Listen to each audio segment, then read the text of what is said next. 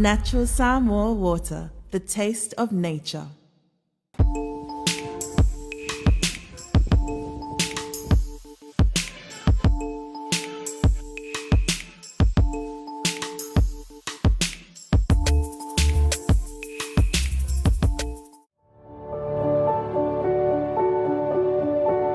Unwind your busy day with a cup of royalty. Royalty, complete satisfaction with every sip.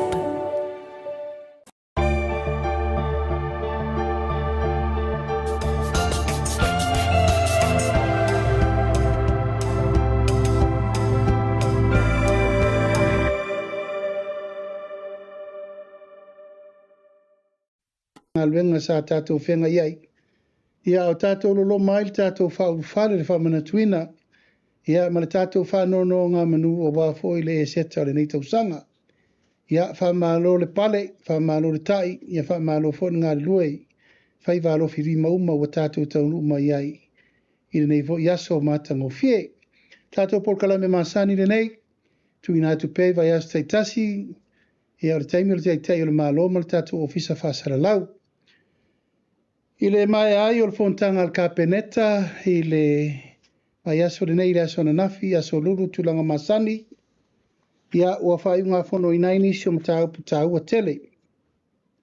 Ono le wha moe moe o le tātou whainga malo, i le mawhai lava o na toe tolo fia, nisi o whai unga o levan taun whatino e ala i ufuanga mole anga i luma ma le manuia o mtanga luenga mwhala po putonga ale tatou whainga malo. Ia e el tel tonunga o lewa ta oto i le anga tonu me uma. Ia e ala i tūlanga masani ma tūlanga e whaalia ai le anganga o le tatou whainga malo. I tūlanga e whaawa wainga luenga mo le whatino ino le tatou balawina. E tamu atu o le asolulu na mawai nei. Ia na whailoa aloa iai i penga ta whailangi. Hai maise le tūlanga wei ele tō whā ma le whautautanga. A le fionga i li whaipule i ato i lupe o na semo. Ia e ala i le whaase e whaatua ngalu. I ona tō whinga wha minister. Hai maise o ia o le sui pā le mia o le tatou malo. Ia ono le ungo le whamsinongo. Pe lava no whaasisila mo mua fōi i Samoa. Inisi o tātou whatarandanoanga. E le whaingo fie le whaiunga o le wo iai le fionga le sui pāremia, le sa vea sui pāremia. Ona iai o nā fianga te tele i te tonu le malo. E iai fo i o nā fianga te tele i te tonu le kapeneta. E iai fo i o nā fianga te tele i te tonu o tō whinga ma me sa tofi ai le fionga i atu i lupe. Peitai, o le turi mataina o le tō whā ma le whautautanga, i le tau o veina o le mamalu ma le tau o lo tō whinga le malo. Whiri ai le fionga i atu lupe. Wha se e whaatua ngaru mo le nei taimi. Ai se isa ili leisi tūlanga o lana whaamsinonga. O whea ngā iai tau lumanga o le whaiunga. O lewo o mai le whaamsinonga. O tā uai tūlanga o le tūlafono o lo iai taimi le nei. Mai e langona ile a nganga whaaftai, i mana nganga wha malo, i lona whina ngalo whaalia. Ia e whaingo ai o na tau ave fo i tiutia o nei o le taitai o le malo, ia ma le kapeneta. Hei lava le tū o le tau sisi o le mamalu ma le tau o loa tō whinga. Ona o le vaai ma le sirisira mamao, i le tūlanga na amai i le whai ungo o le whamsinongo.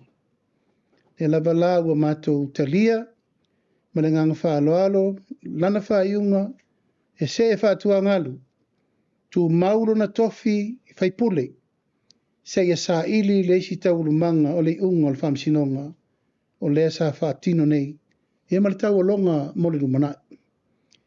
O lea wauli nei, na longo ina iau, ina ua maea o na tu ina atu i lumo o le whamsinonga, le talo sanga, ina ia tau fia le unga le whamsinonga, se ia tā pena nisi tūlanga mo lona wha moe mo le rumanai.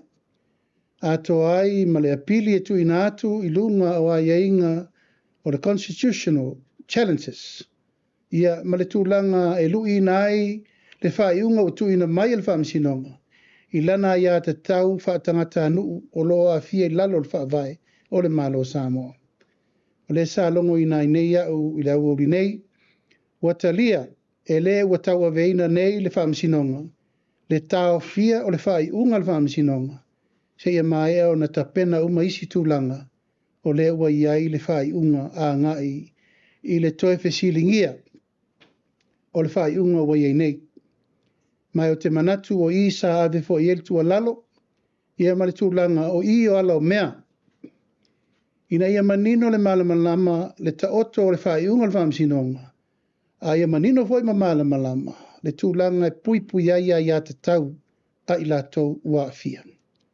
Le lau te whasi sila lo iai o le whaiunga a le o lo tau o veina le mta upu le taimile nei. O tau fia le whaatino ina le unga o le whaamsinonga. Ina ia wha solo mua le reviewinga ia ma le tūlanga o le luina o le whaiunga watu ina mai i lalo o le constitutional court. Ina ia mawhai ai o na ta oto i le angatong le whaiunga le nei mta upu. Mai a whapetu la i le whaatulanga sao o lo tau fia le unga e vea pe ia ma whaipura li tu malo. Se ia tau nuu le tau nuu unga e o iai le suenga muli muli. O le u whai iai le whaamasino le whai unga i le so. Mai e vea vol nei aba noa e watu ai le vai malu i puenga. Ia ma le whaamalu si au i le fionga ia tue lupe i lo na inga. Ai mai se foi le a fianga o siona i tu malo whale ariri mo mua. Ai tonu lava i le tau ngofia nei taimi le tātou au waifa tasi. Ona o le a fianga o le tu malo. Ai mai se tūlanga uma o le wha moe mo le lumanai. I le wha awa wina o le sairinga lava o le amia tonu tūlanga tau whai ngā palota. Ia ala tātou walo i luma i tūlanga masani. Whea lava i li lifa i ai le wha moe le neima taup. O le mea siri o le tātou o sairi le mea pito i siri o na wha maoni. Ina ia maua le tali tu uma. E le ngata fo i le whaiunga i wha maoni le whaiunga le whamsinonga. A ia maua fo le tali le pui puingo a ia te tau. Nei la tau a fia. O pasi ina nei ka peneta le tu ese ina o le tanga luenga o whatoanga. Ma le tanga luenga o whainga whaiva. O se fuafuanga wa leva na tau mawhai mai le nei fuafuanga. A o vefo iau whaalua na o minista whatoanga whainga whaiva o lau leva ai sa o maita wina. E le o mawhai e tato whainga whaiva o na maua whaamanianga e te tau o na maua. O na o lo tau mia pei lalo o le mtanga luenga o whatoanga. A le ofisa o whainga whaiva o se ofisa te le. Pe a tato whatustusa le tato lua se lau kilomita whalapo te poto. O le tato o ngā sami sa o loto tato te whango o tai. A to ai maisi o sone whaatanga ina o le Pasifika, free zone. E mawhai o na tato uru whale iai. Tato te whango taina ma maua i whaamanianga mo tato. Peitai, o loo iai pēle tūlanga o le tautau mia ma le maua e le ofisa o whainga whaiva whaamanianga i te tau na maua. E mua mo lava o na awe le whaamua i whatoanga. O nei mo moi mea te toe, ia o na maua le whaamanianga mo whainga whaiva. A le vai ma mau ma le tilo e te le i tupe fau, tupe maua whaopopo, ma tupe umai maua mai. Pe a tātou wa ngai e whaatupu te le ina le tūlanga o le si itia, commercialization, whainga whaiva i le tūlanga e te tau na iai. Taimine nei o lo puni tia pea ati nai. O lo poloka fo i le angai mai o tātou fsuasani mai fafo. Aisea e leo tū mātila le tātou ofisa o whainga whaiva. Tau na tātou mata i tū le lei tāpenanga. Whainga whaiva la lata mai, whainga whainga le alo alo, whainga whaiva o ngā sami lo loto, e te le mea ma whai on tātou whaia. Pe a whai nei tātou te anga i matua wha ma pue, tū langa tau whainga whaiva i te tonu le tunu. Taimin nei po le ata whatai tai e lua kampani te tele lai te tonu o le wafu imtautu, ua na o le tutu lava le mea lai ai. Aisea, ua whe o mia i tū langa o le wafu whawao malo. e leo tai lava le service o mea uma ta pena ai le mea te tau na whai. E le tai lava ta penanga au nanga o foi natu. O leo fufu ma mao le tātou malo ma mea uma mo le wha le leia o isi wafu o loi te tonu le tunu. E ave whaatasi iai le wha mua le wafu ia sau. Oina e ta tauna ta pena le leia mo mori iai wha ngota uma nei ta mi milo le vas Pasifika. Mo mai sa ati mai nei utai. Ia male awala e whai utai nei. Taimi uma na ona mai au ia to e wha container to e ave. Le ai mas tato mea whai iai. Au le mea tauna whai e tauna sa aki mai ia. Ona tato mai lo le processi ia masafu. Ma whai le tau wha popo. Value added. I lungo ia nei. Ma amata i o ia amata le tato wharia. Maua ngā lue ngā tangata. Maua le tato export.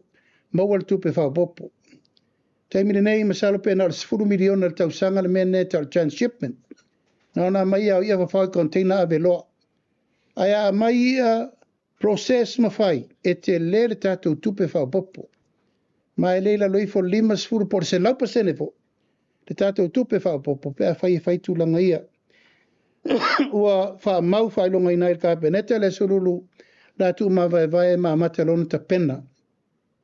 Wha le lei tatou maketi o ia. Wha le lei tūlanga o lia. A mai company wha ngota mai whafo e paanga ma tatou whai e lia. Tangata nei le mawhaina lato wha tauani wa ala popoa. A mai tangata whai pisinisi e fsosoani mo le tamau a inga mo na e tatou tangata. O le taimile nei wale eto e mawhai e tatou alia no i whafo atu le tōris fu maila. Hai sea, e le mawhai e la iti e tatou wa, e tasia lea so e lorito e fo i mai. Wa mana o mia ni wa ala popoa e mawhaina lato wo lua tolu whawa yasu. E mawhai ai ona fo i mai ma le tupe te le, fo i ma catch te tele, e mawhai ina ti na e tūlanga tau whainga whaiva. Lona lua, o te taunu tātou wa airi tūlanga nere whawhai lere ngā ia. Whawhai lere ngā funga. Ma isi tūlanga uma e leo mawhai na whātino le taimine nei. Taunu tātou wa airi leile tūlanga, tātou te wa ai pe o isi atunu. E whai vai tū loto, e whai o ngā sami, e whawhai lele ia, wa e le mawhai tātou whatu tū pēr. I le nei mea o le tātou o pe harvest mai e tūlanga o mea lofa le atua mō tātou. Taun tātou vai mamau i le sila asanga mo le rumana. Ina ia lava pēr tau mafa mo le tātou atunu. O le tātou te mai tau o me masani, me whaale anganu. E le teimi o le anae, e le teimi o le tūle. E fo i teimi a i a isinu. E leo le awala la le tātou te tilo iai. Whātupu tele inai le tele o ia whawhai lele. Mai se tūlanga o whawhai lele ngā lau mei, mai si me uma. Whātupu tele inai. A le whaia le mea lea, o le wawai ina o le mtanga luenga o whainga whaiva. E le ai ase me tasi anga i lumbo. Manatua i rol ka peneta, o le ufa atino le fufuanga le mo le rumana. Ta pena le lato pursiri, ta pena le lato o whainga luenga. Ta pena le au vivi masani, tu ie ma le tupel malo e fsosoani. Mai o lo o tele, tātou development partners, tātou FAA, Amerika, Japani, New Zealand, Australia, o lo maua mai fsosoani whatupu tele inail tātou tanga luenga fōle la whatu o tanga luenga whainga whaiva and marine resources. Ia, ua iai level tūlanga o lo whapole inai pēr nisi o le tātou atunu i le tūlanga o le vesi o le taua lea i le atu asia, ai le atu alapi, ma le atu uma o lo whasolo. Ua mai au na tu ina maili poti o le tātou treasury, o lo o tā pena tātou mo teimi wha le tonu. Tātou te lei loa po ferme o iei tau rumanga o le mele whai. A iei le afianga e o mai a tātou, whera wa ingo waa, o loa, o loa ngosi, o penisini. Ia ma mea mo whapena langa o leli lifa tātou. Fitus fur, valsu pasene. O loa le tātou te ola whalangulango iei, o imports. Ma taun tātou ti tiro leile awala e pito i sirin tala whea ngai. E lava o lewa ngai pol kalame le malo.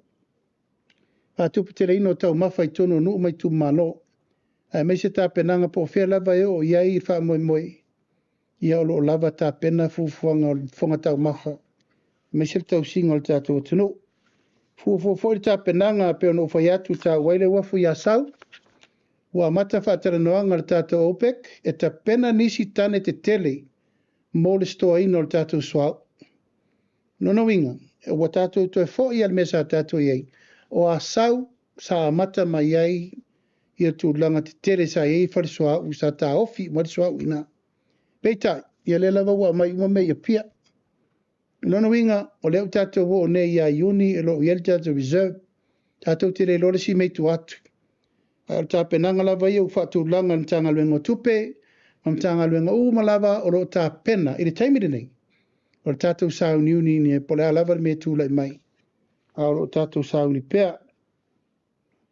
O wha maunia sa moa le marienga whapaanga i le vā o le uni e lopa, ma tātou malo wha lapa putonga mai Afrika, Keripiane ma le Pasifika.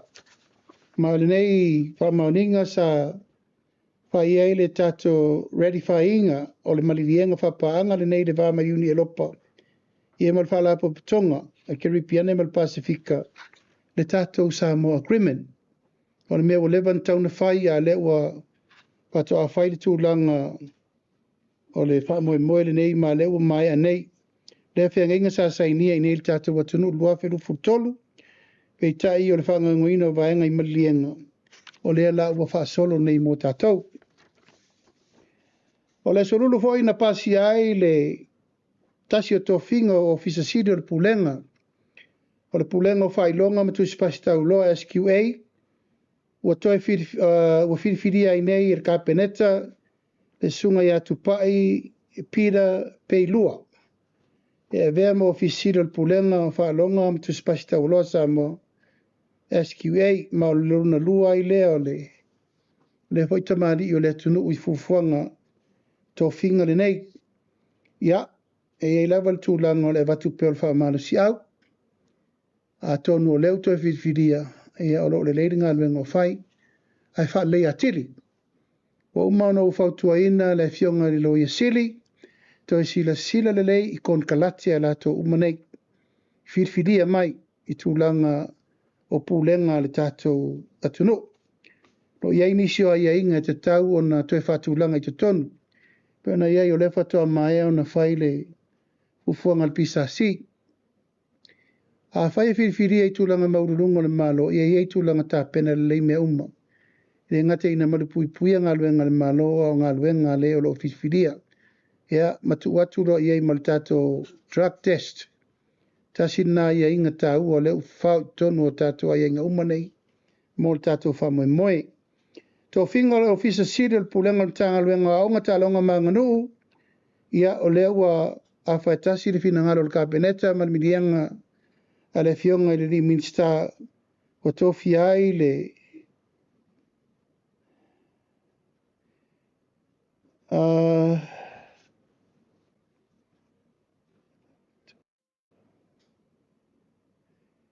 salama tua to i vao tau ti. Ia, o lea ua whaamaonia o ia le nā lea ua tō fia le kapeneta. He vea ma CEO fau o le tātou tanga luenga tālonga ma nganu. Umi kere lengua. Salama tua to i vao tau ti whata mari Terry Lawano. Lengona ma. Ia, lawa kupengi e kiu wha peo lea mga ia le tō whinga fau al tātou tanga luenga aonga, whaisi umi o whata vale neim taupu. Ina mai tau o susuenga na mai e le lei le top 5, nei ui ai le whamoe moe o le susuenga. Peitai ia le rifa le finangalo le fionga le minsta i le wana fifilia. Le unga lava po whea lava e anga i fo i le whamoe moe ma le tu ina mai e le pisa si o le lato whaiunga. Le whaiunga mun muri o le whaiunga e whai e le fitu na inga le tō whaal ka beneta ma le fionga le minsta. Ia le la ua iai le whamoe moe o le tu ina mai o le fionga ia salama tua to i vātau ti hata mari i Chenny, la wano. Ia, tūlanga masani pe ono uwhai atu. Tā ua tele le tūlanga o le ka ua veino tiute. Ona le wha moe moe tasi le neim ta ngā luenga. E la lango iai le wha moe moe o le tātou malo. O lea o awina o alo ma whanau o le tātou watunu.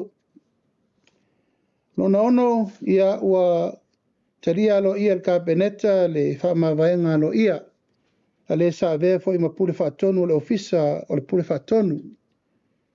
Le fionga ia ngisa le matua fuatai Purcell. Ia e leto e tau wha matala ina fo i le au auna. A le nei fo i tau sala o le atunu. Sa ia au auna ai le i malo i le tele o tau sanga i. Ala puptonga ia e meise tofinga le malo i atunu ma mau. Ia na wha ifo mai le i nei ma vei o ia ma pule whaatonu. O le official pule whaatonu i samo nei. Ia ono tūlangolo na ngase. Ia ufa ma vai alo i ai. E fo nia vanoa tā ua, ia e moli atuai le anga whaaftai le tātou malo ono le soifua au auna. Ionga ia ngisa, ia e meise fo i le a ingari. Ionga vo ia Honorable Lautafi Purcell. Ia ono le wha moe moe. Wai le tūlanga o le ngā luenga sa whenga iai. I le nei fia tau sanga o tau tua le tātou atunu. Ia tāru sia ia le rofo le tua. E ala isa iringa ngase i e tauru la pupugi o le whala i tō whanga. Maua se soifua lau lei mōmōlo manai. Nona fitu ua toi le liur tō whal tātou ka peneta e toi suia teimi a mata o tātou wa onga. Wa tātou toi fo i lava le mea tātou wa mata mai ai. Tā le valu le tai au wa mata onga ai le afortasi. Wa mai tau le lei ma le totoa le mata upu nei. Ona wa tele isi mea fōua li mai. Wa whai o le tuai o nā mata wa onga. Tuai na ota mai ti whale. Wha so sāl taulanga. Tele mai isi tūlanga le te tau on tō tupu mai. A wa mata i fōina moe o umi mata mai ti laso. Tau lava tātou toi fōi le men tātou masani mai ai. Ia lava le taimi e au ina aita mai ti a onga. Tono po tua onga. Lava le taimi e fōi e le whale le afartasi. Tā le lua wa le whale po le afo le lua. Tā le aonga whai whi au le tau le whaa. Toi fōi le whale le tau le lima. Maua le lotu a fiafi. Ia ma maua taimi e whai mea aonga le whale. Mana tuar ka peneta, whautuangan tui na mai na tanga luenga. Ia o toi suia nei tātou taimi a mata. Lona winga, o tātou whamama venga fōi le pisi lungo le awal tere. Lona winga tauna tā atu le fitu o i lunga o mata a vale le awa onga i lunga le awal tere. Tā ifo le valu o kiria e o atu lau whainga luenga i lunga. Ia o tau whaso ina o na ua mai tau le taimine nei. Pai lava si tele o le tātou a wala ma le pisi. Lona winga, o whaatasi le iwa lau le aonga ma le iwa lau whainga luenga. Ia kumu la wala. Ai watu pea wha talatu le whainga fōule o tātou ia ono le tūlanga lava o le wha moe moe. Ina ia maua le avanoa, le lei, mo alon whanau. Ai whai titi ai tumu o le tele o tātou fufonga uma.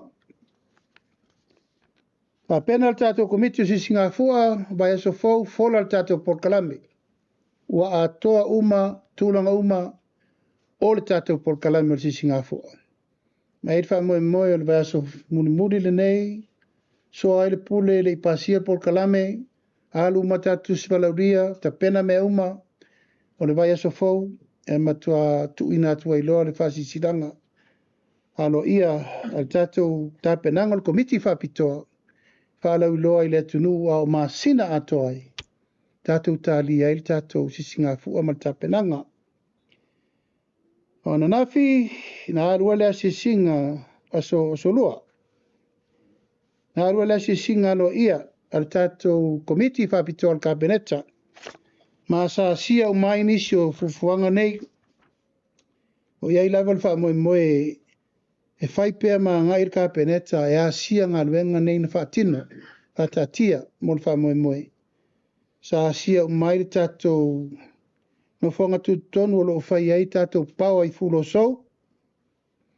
O le tātou wharatupe tu tonu o lo whai I uruloloa.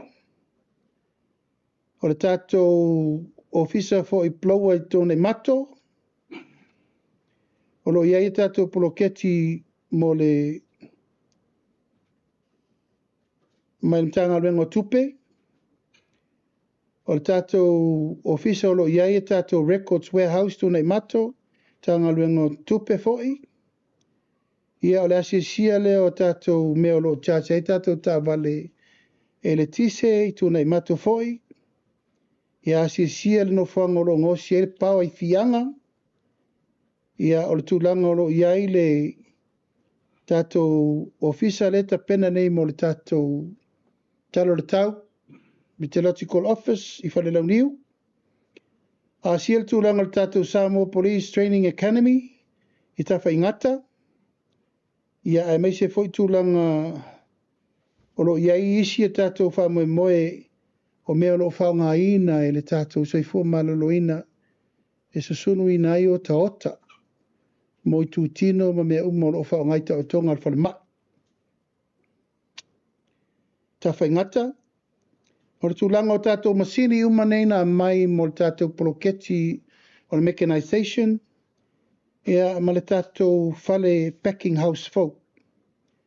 Ma eilo nei tūtāua tele o rasi singa nei. Tātou te iloa ai mea o lo o te tauna toi wha umalelei. Ia ma mea nga I eri tau pulenga mo le wha wawino nisi o tātou poloketi folk. Ua pasia alo ia, ma tofia alo ia.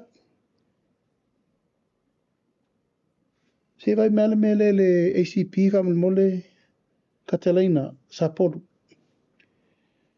Ua lipotia mai e le tātou fisa whainga pālota. I le vāo le 5 ma le 6 afe tangata pālota fau. Talun wha asoro le tātou polkalai mer se lau 5 sfutala. Ia ono wingol to o tele leo tangata. E le I le stala, I le tunu. Ia, o lea na tau mai nei e le fisa whainga pālota. I le vāo le 5 ma le 6 afe I la tau. Ia, ua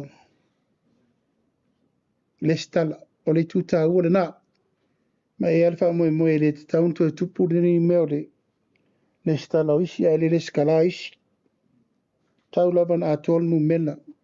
Ono alfa moe moe tātou whainga pālota mo le rumanai.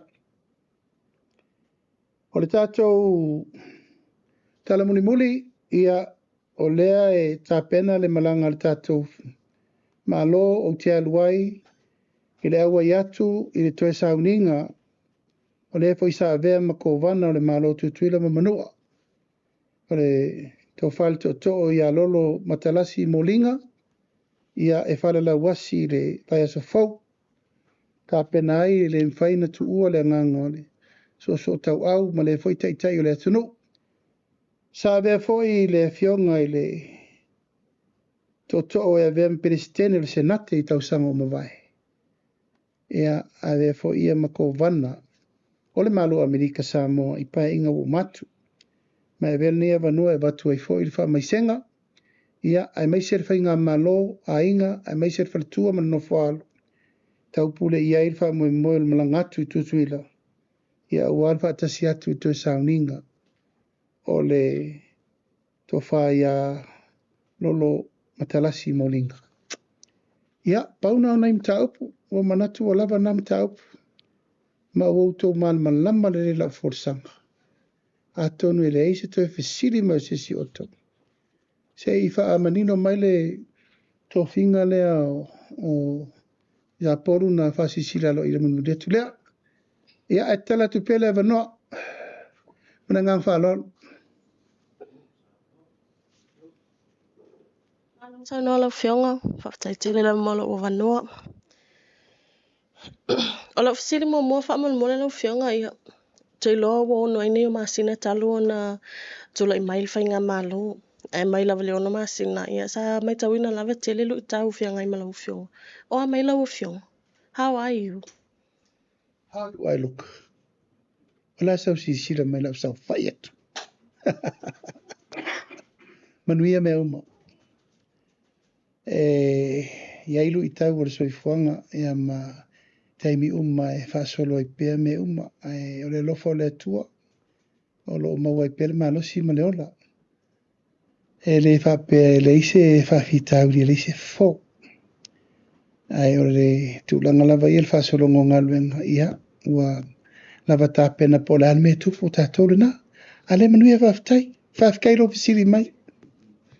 Tai lau whianga, o le isa ufesili ia, o le ua ta oto ia le unga le mata upu fo elfa amasinonga i pe ona ia, le vai aso mawai ma lo lava le on sai. Em whai ona ia sau no, o whaamalia ina lau o whionga i le unga o ta oto i nei ia le whaamasinonga. Ai me se lava e ese o mawaenga, le aso finanga. Ia pe no whai atu, o le unga i o saul whaamasinonga, o te whalorangia. O te whalorangia le unga na i u ia ili whiwhiringa lo i sili, malana whai unga na whai. Ai te lera e whianga mo le malo. Te le. Le o whairinga i ngoi ngā le malo. Tausi le ma malo o toi lupe. Se e whatua ngalu. Ai ta pena lana tangi. E le lau saurtari le sol tangi le nave. Wa ta ofir whai unga. Se e wha solo tauru mango le iloilonga. Wala na o mea. O le process le na. Tātou tāria la ia por alisi la sanga. Al tūlanga lava ia te au, ua whaopopo le avenga ia te au nei, o le malo, tai o le malo, o tau veina le tanga ruenga toi rupe. Se i whaatari le unga le whamsinonga, po wheu iei, whatua am whainto e whiri se si minsta whaopopo. When? O le tanga ruenga, umala le sa vai toi rupe, o se matanga ruenga, siri na te le tu, leo tau avea. O le noinga o le whapoponga o le mele ia te au temire nei. Ma le whapoponga sa tau ave toi rupe. O lewa ia te.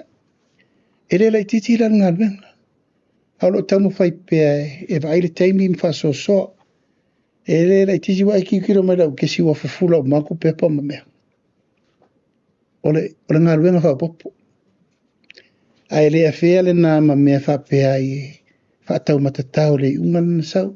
Let the court take its course. Au ia mal tāpenanga le kāpeneta, le wha mātou tāpena mātou e tau fono mātou whaile au wala, ina ia alu pēa le atina ina le malo. Pe iai, pe le iai toi lupe, o leu mātou tau whai e tau ave na le sfutolu minsta. Taina whionga le ise ofisili, ona le sa whaitato whilo ingal wea so fo, whato asau na lau whionga le mata upule ua wha umal tato whilo inga. Le mata upule le man liu mea niso tato atu no i le sa si ima i atu pe o atu fo ifso soani al malo. Pen whaiona e tau wha manino le waenga le ai maise pe e eise ifso soani al malo i nai ainga e ana ia tangata i o man liu wha mon. Ta sile ma liu mai New Zealand tau tonga na aven tau tonga le fatu. Na maliu ele i whaia le taotonga. O le maliu foi mai ni Intia, e maliu foi ele i whaia le taotonga. O tupe sa whaanganga i mai ele le titi. Ia sa whaia whaia unga le kapeneta, e tauna whaia so soani le mano. E tue whaia na mea tino mani liu, e le ma whaia na avena e tātou tangata e konfiki, e tulau lava, ai la fua i ai o. E lana whaile fufua ngano i al kapeneta. E kawa ele malo, le toi whafo i mai o tino maliu. I e tō lua. We did our best. Le ale mea nei u iai na ave ma le taliteo nunga e so i fua maola pea. Ma e au tato iai le tala lea. U whatonuina le minsta ma le so i fua malolo ina e wha mawina loa ia whale mai o le a tato dio mo le evenga o tato mai. Wa ave le whatonunga e tolu whale mai tono New Zealand. Tolu company la tau te handolina New Zealand. Whapena fo Intia. A le lau mo mai Malaysia company fo ofiti. O le aso ana nafi. Na whatu ato e whaile o se tatou ta o tonga o se whatu i Samoa. Talo mai lua fe sufitu. Mai no te talo i le atua ina ia manuia ta o tonga ana nafi. Ia saule tala ua manuia ngase. Ia whaftai le ri o ngase lea. E le mawhai ona ave, ana tu e le ta otoa, e maliwa i nei. E le mawhai na airlift. Le lana te talo e lor company fau lea. Pe mawhaina sau fo mai ta oto inirma. Lela sa ta oto anafi. Na sau la ia supervise. Ai tonga fiti e tato fo mai. Io, e se tu ta ua le nā langa o le mena nā leta pena. Ia mai so ni whapea i capacity building mo na e tato tangata i nei. So I was very grateful i le tau mai. Na sau fo mai lea, whailta o tonga, supervision, ai whatino e tato fo mai. E lano mai ana nafi, matou whilo i fifia, lai whain matou fono e, sa ili aini company e wa, ia tato mai. Ia e tau me umanuia. Tato fo mai o tato company umaya le New Zealand. O tama whanau ma Samoa. Mua, e le ai ma se Samoa tasi sa iai. O tama whanau mana le tunu, company e to top. Le ua mai offer ma le lato sosoni mo le tunu. Ma o te fia fo whailoa te le, whailoa atu le, o se tasi o tama whanau wa leva nei, le alo e whaasino ia a Mau, Patrick Cheng Mau. Ia ma le alo e whaasino ia Pari Pesivo, te Wila Pesivo. Io e, o tātou tama whanau wa leva na ngā rurua i whafu. Hai whawhetai o lātou wa nganga o mai e vaai le whamoe moe, o le se tasi foi o tamaitai o cruising. Sa rifo vaai e te au i o ta o toto e New Zealand o mai. O manatu ai, whaonga ia tātou tangata. O lawa teime whaonga inkia, Malaysia wari i le sai o i New Zealand. Ai sa fai ko la to tua. Al fal mai la nei i intia. Te lele tu ta ua mor pa ur tau. Lena laina firi fal mai luar te mi nei. Ia a lewa fai ua nafi i fo mai fiti. A lewa mai le tal sanga saina fatai tai lato. E tato vai lai, e rope ke usau sainga mpuaka ngofia ko. E tato tal si ei alfa mo na o soani le malo e te whafo i mai tino malio nei tātou tangata ina malio. Manino le vaenga lau fionga le isa ofisili whamon mole mai i lātou i tumalo umalawe limas food tasi o le atunu. Le wali putia e fast food tasi lau alu le sosoane o se lau limas food tala. Ai to se fulu i tumalo le i alu lau taimi nei. Whai nei tau whaamanino pe se meo tupu i whansa i tumalo nei polpolo ke tilua. E se tumalo e le i alu se vananga ai ia vai maunga lua, pasal le anga lua. Pawana le tumalo lo te whamautino e le i alu ma se mei whapo. O na o le au te whatali. E o mai tera no, ma saini le lato financial agreement. E le ma whaina ngā ioisa mea pā le o mai saini le financial agreement le whatali e tuele. E le whiu whakat. E au wakula waka le whamsingonga. E le saini le whamsingonga le lato financial agreement. O le whatali le minsta o tinamta mai tai. E tau na saini le mena na, ia mau mai tera no le mena top. Ia e pege tu lau lava tu sengi le mena na. O te loa lava o la ieri fina ngalo le tu malo. E ale o vai e te fo. O la fa wai se le mena o koso ieri fai pure le ku malo. E le mau ai tai se tonu. O i e mau ai le tonu. Ia e pangalea, e se al mele fautu atu. E se le mela e tau te manatu e mana o e fai mela e mana o ia. La tatia va pena. A leo te whaatari. E o mai loa fai tonu fa solo la topu. Paftai lau whionga, o le isi au whafsiri. O lewa lau... o lewa lau manu ia mai lunga o penga ta whailangi whina ngalo le itu malo sa whatalua. Ina ia e tawana wa iatu ia lato whaipule. I lalo al whaamalu al whaatotu e tu sa motas. Ia wa e peon silfia lau whionga. O le tula i mai le fu ale HRPP. A le whina ngalo le itu malo e tau ona luatu i lalo le fu al fast. O le ase whina ngalo lau whionga. Ia o lau whionga fo el taitai o le vaenga whaupwhai o taitai o le malo. E talia lau whionga al whina ngalo le itu malo. Ia, au te loa e leise si o Samoa e le iwa ai le mela wai ui el tō whāri tū malo. Langa lau whasara lau e le tū malo le lato whono na whai. Ia mau whaari manino e le lato whina ngalo i lungo penga te whailangi. O ala lau mea, ia, e whi loa. Pea whapea o le tūlanga lana lau whina ngano iai lato i tu malo. Ai na o mai le whai pule e te au nei ma wheloa i nei. Na o mo mai a le sui o le fast leisa fata, tupai, John. O le Kate Wade na. O le tangata lena, sa tau vai lalo o le whātua tua i le atua sa mo utasi. Ma o ia voi lana whiri e whai me te whono i le taimiri nei. I lau la mai tau, wa umana soa le pule le vao o tu ia ma John, ina ia o ia lau mea. Ai, o le whai unga, e whai le vanga whau whai. O le alai a mata e whono tae au le vanga whau whai. Tā le iwa, e winga lam tā upu lea. Ona soa ile o le pule ma whai ile tonu mautu mo le rumanai. Ai pe ona whai atu ele se tūlanga a whai ngofie le tūlanga o le whetu na inga o le whina ngalo le tu malo. Pe la van tātou sirfia. Ya. Ele I whai ngofie fo I teima whina unga whai ngā balot. Ai tō se sirfia fo I tūla I mai o tu ia malana fo I whina mo le chapipi. I le ngate te ia o ia malona tōrua malatou na fia. Alona whartua. Ea, o teimi la nei, o le teimi o le tiro le vavai. Langa ele fia so la loto pa fer fina ngalo le tu malo. Ono no inga la ele na la ue felo, e fo I male tu malo. Ai o tai au e amatai na whatera noa le mta upu mo le vang whao whai. Ele feto ta si e o tonu. O le tonu e whai lalo le furisi o le vang whao whai.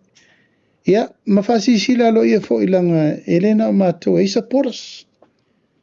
O saporas, na nato whiwhiria le vanga whao whai le I mato. E ila balatu lau o le whatera noa mwhasoa I le tūlanga. E u I ele malienga taipei fo I o le tūlanga tu mai tai o li seu. E o mal temine, o le tau fo fofi na ngalo. Ono le tūlanga, e re whapea fo I e whaingo fie. Al tūlanga lava ia, ua avela utua lalo ia, o le ua sui le tai. Sui fo le taimi, I le iase nu e popea. Ai a whai o le fina ngalo leo sa fata lua, o lato si le fia. I le o te otu e lato fina ngalo, a whai sa sala uta. Ia tonu tai le taimi nei. Pe o siau na whabobo atu. Ai o le auto e lipo te atu I ati oe. Pe a mai alfonta. Alo whafa. Tai tele lau fionga lau fisili muli ala o fionga. Wa fautua ina I le e tusai o le tolau ina o mta upule fo ina fia I lau fionga. Le fautua ina e tau onto e whaie se isi su e nga fau I le mta upo wa lea la vai whailonga fisili. Ia le sa afia e pe mali wai ia le tau le lea. Pai ona sau noa lau fionga pe ua iei se plan mo le mtanga luenga o leo taimine e po afia fo e to e amata I su e nga whaaman mole. Ia, o te loa o le unga le na sau, whamatala le mai ai ele fionga te mai tei whamasino me tau na whai. Maul mena na whai. I re tupanga e noa I wapea le mta upulea. O leo o tu ua I atua I mau mani mea no oru whai. I le anganga mama. So soni leo tau sa iri tangata. I leo o kuur sa iri ngorongaka. Ai whaasanga mai sor kura whongolo. So ngong oru whai. Ma kuase se I singi me sa whai. Oro pisa orna. Le susuanga mua le susuanga lona lua. Ia ai so soani susuanga lona koru ai whaasanga mai pingia. Ore me sa orna lentup. Ale I lau wha longo verbally le na whai tonu whamsinonga o lau wha mua na le la whai. O te le alo ese I le suenga o le tangata na maliu tu au. Se I longa lava e maua. Mai leise me le maua I lalo le lane. Oh yes. E matua sue whatapito. Se I maua po o ai na la vea I tu au. Ona ia ua makua I kele le maukala.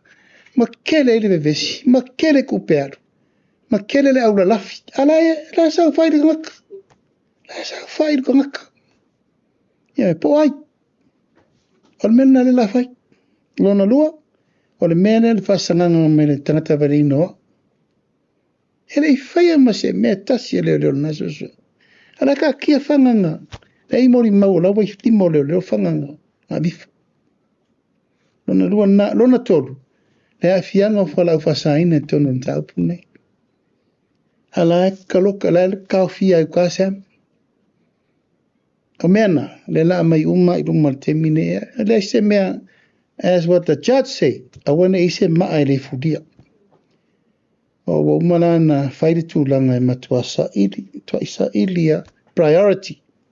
Le la whain mele mai le aise si alo. I lawa ina tele fo I upu matala I lungole. Penga ta whailangi a tātou leo sue le melea sue. Ma e befo nea wano tau o te tatalo atua I le pa ia man mamalu o le tunu. A whaio e sila fia se wha matalanga I le mata upu le nei. Wha mole mole. A fio mai. Come forward. O tātou soani le mata upu le nei. E maua ai le wha maoni. Ma le umi na toso o le maftianga o le ainga. O lo le mautonu po fel me wanga I tuwa I le. A foi lo loma isi talana. A foi e whama le whaiele moriango tui le epa. A tuwa ia ova ele. A lailo ea. Na wai lumo pamsi noma. Ma tele I male nunumi al mele atu. Ai o lau fesiri ma yes. It's a priority. Yes, how not? Whaatai lawa fionga molo. Whaatai lawa fionga molo wawanoa. Ai o lau siri mua ai te sai o lau whalasanga I le mta upule ai le tu SSA na mtanga luenga leo whatoang. Ma le whatu ina mtanga luenga folio whai ngā whaiva. Lawa fionga he tato proklame fo I lea o le ulua I selenga. Po feo wo o ia le tato proklame lea whaamon mole. Ya, wa be se whai ngā malore na umanei. Ai na vave le tato paketi I le mele na mai e toi whai tatou tarar tupere la sau. E tau anto e wha awau mene na ai mei sei. O la li liu umane me whai aurua I se serenga lima sutasi tu malo. Le ufa mautu. I re toi tere se tupere o le lava la wha anganga. I e tu langor so soani e whono wha mai. I msin tupe mare malo langa tau. Mantua fo e ono se la wafi. Sa whare tau vanga I sa vai maupotu. Ya, o le na ono se la wafi. Na sefe mai. O na ile tele ni tu mano na whairua I se selen. So now, lela una I le mea ina ia tofu le lima sutasi tu mano. Alela te wha. Te wha tūlanga ni tātou tara tupe le lara. Mano whaatai manino le tūlanga. Le mta upu fo I o tātou whala o whasaina ia o leo wa mai Talalo ia foi ia le foi tam fainga malo. Ela wa fionga pele ia o mai ni reporti fo ile mai ni mtanga luenga pe wa ye ni si wa maua wa afia. Ia. Sei koe whaila ie. Nga o ua langa pasila o test. Mai o te watula o tala le atu ila epa malala le pule. Mai whailua test. Ia, le la tato ilo tonu al mele tupu. O mai whai test. Alo nao la sen tatu le srosia o lua whailua test. Angon mele wana le pisai nei o le tua ia vai mai o le drug lord. Te le upo lo wa fianga le va avoden sa mai tutuila manama o mea. Ia le whailua test. Ia, kilia i me uma. E o se pia ele i mau se pia ele o tino. E a le whamatalanga le na le wha solo atu i le pare mene. E o atu le whainga testi tei pare mene i le si fontanga le la so ne pare mene ia mei. Ia nei te ila ua le mumusula ua li ila e whai test. E maua ila ina i le a mei. Atu le minerals frossi o e. Ta fultata mo le whampa o e whai test. O le sia of sili fa amor mole la wa fionga ia wana na file fa unga fo ile tato University of Samoa. Mai ta wina fo ile fa unga le to tele o fa le numero ila to sa fa wina. Ia ile ngata o fa na fo ile na maua ia fa ilonga tikeri mai si fa ai sa mai ta wina fo inisi o tangata fa ngal we ngal malo. Ai o se tala fo ina maua o le toa tele o mātua le lātou anganga whaftai fo i le sosoani al malo o le tawa lātou i whon whaavai. Ua mafua ai o na maua fo i whailonga nei lātou whanau. O le wha moe moe na o tātou malo, o au ia, o tautala pia uro tū malo, so e na ona le whaia o le piri, e vai atu rogo o urpe ako. E le lei mo le si tūl tangata whai whato anga. Ai a le lei le mawhau whau o le whai whato anga. E o le advantage la na, o le pōnesi le na o le alu o le tamatiti e whai whato anga. A le lei le mawhau whau, e whai na marketi skio. E masu eisi me whau popo ilo na mawhau whau. Whaftai le nei tau mwhainga tāua, whaftai fo i le graduation tau sanga nei. O le ngā luenga le nā lau wahi ua o ngā tamaiti. Tiu te le malo, su e rol me awe i tamaiti. A pe whasa lau e tamaiti a. Whila whainga tamaiti. O le tiu te rola le te mire nei. O graduates nei every year. Whila me la awe i tamaiti. O le tūlanga, academically level, yes. E vola ma le tūlanga o le tau whail tūlanga o tātum tātai ese. Skill building e tūlanga me e metalo tātou e kai me mkwa le leia mawa volga mi kiki e le leia ngā rima ia maunga mawhau ngai whao ngā io na io e whawhitai te loa lava e te lea le fsoswani le tātou whana whaavai mai a wanoa pē le poroketi mo tūlanga taua o onga tau sanga fōu tātou whasolo mai ia o ngā mata, a te tai, e se por kako por kalame o mor kausang fau. Ia mai tā ua tele le tūlanga o le whātupu tele ina, e mori fo le anga ngā whawhitai, o le whamano i alato umana whaau, i ne tau sang. Whawhitai ona sa i lawa whionga. O te manatu o tātou fsiri muri fo i lea wai tasi ala o fesili wha mole. Leo lena e sau noa i le tūlanga lea ina ua tā ua i le official komisio whainga pālota. 5 afe i le ono afe i lātou le stala fo lena iai. No wingo i lātou umai e le i restala le tātou restala fo i le sa whai. Po le ase fina ngalo lawa fionga na whaafsili atua po le i le tūlanga fo i le asa whaapea mai le official komisie mōli ai lātou e le i restala. Po le ase tūlanga wata o toi. Ia, ua umang wharku rafo. O lo le skala mo lo le paloka e whasala oi. Ia, e lua afe e le paloka. Ia, le skala fo ia.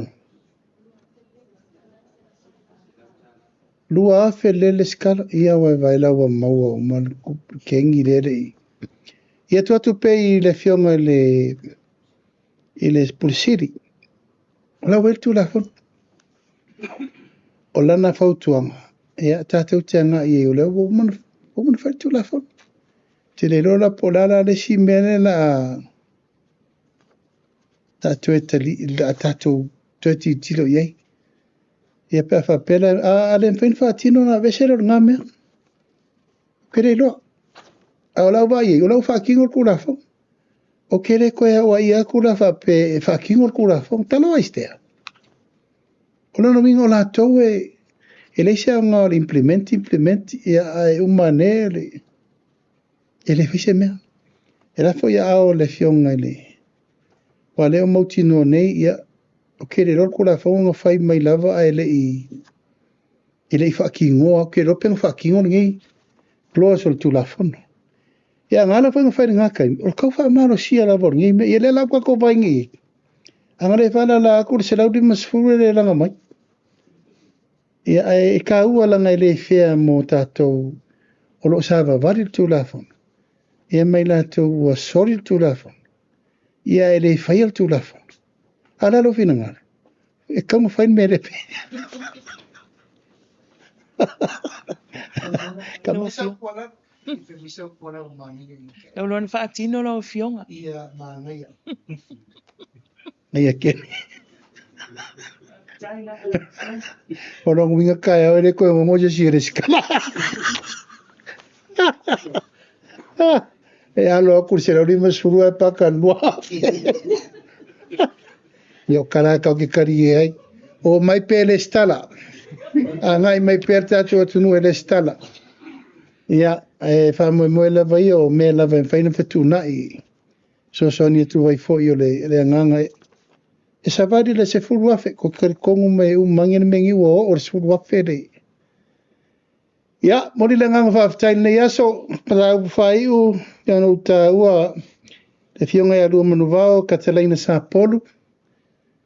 Ia, olo hiaine i lon tona le tūlanga le tōwhia alo ia le tātou malo. Nei to finga, i le tōwhinga whawhaila tusi au ao lango lango, o le tātou o ACPS o le tūlanga le Pasifika. Ia, e le to e whamtalaina fōide nei, tinao le atunu, e le fōi o na whaiwalo whirima sa veo ia ma atonu ao le tātou mtanga luengo surfa inga, tātou atunu. Ia ua whiri tātou tangata ave. Ia e whautua mai ia le tātou mtanga luengo le Foreign Affairs. Ia o loa wanoa le fionga ia lumunu vau. Ia le ana ave lo le endorsement na Samoa e lango le tātou Sweden. Ia e sau e tātou manuia. O fōringa vaia lana. O le vai maua lunga mai o tunu i whafu. I le tātou endorsement o le tātou candidate na ave. Ia, watu whamanianga, e mai se fōri whamaro si au. Whenga i whiau matiute mga luenga o le tātou atunu. Mo le atu le nganga whaftai tele, lau mai mo mai sa mo le neitu lao le aso. Mo le atu fōri whaftai tele i tūlanga uma le tāpo inga mau. E mai se fōi whaivalo whirima o lo whaatino i pēru tātou walawina wasi o tātou atunu. A māloro ngā rurue, whamāloro na sai. Tātou iei le aso whai ufo le nei vai aso o tātou te no ai mano. Whamana tuina lava o le aso na tongi o lai le tātou li whaola mo tātou. Ia man whamoe moe o le taulanga tu tasi. Ia e ala le tātou walawina ma le tātou maua le ola e whaapavau le whaotanga. Paulawa leo le apopo inga sa moa ia i pel tūlanga o le saunga le mui wheo inga. Mai se foi le tūlanga o whewa i rungo waa ma me umo le whamalanga i wao motu. Mai se foi la tō e o whiwhi whaimea whawhiwhia ha mune mole na nofo le whale. Whai le lotu mtamaiti. Ia maanga e pui le tūlanga o whaavelawe tātou te le manau mia. Ina ia le tūlanga o le wha moe. Ina ia tātou moa se e seta manuia ma se e seta while mo. E mori atu mo ngā lofa i whaivalo whirimo lo toi o nei vai aso. Tātou tau po ia mo le vai aso fau. Tu e mawaini si tātou mawhtanga si tere whapenei. E whaftai atu le tātou autu stala le tātou nei aso ma le tātou mawhtanga. Whaftai mo fisiri ma me uma whamaru rua tu foi. Se upu e tau la ulu ma le tau tamali i whafonga mai Samoa e mai se le tau whai atu e tali atu tu fisiri. Aia manuia tele nei aso Samoa, manuia le aseta soifua mai manuia. Samoa's natural waters are special. Something goes in there, comes out different. Natural Samoa water, the taste of nature in a bottle. Skipper Tuna is the healthier choice for you. It's nutritious tuna flakes, packed in easy open cans. Get hooked on the great taste of Skipper Tuna today.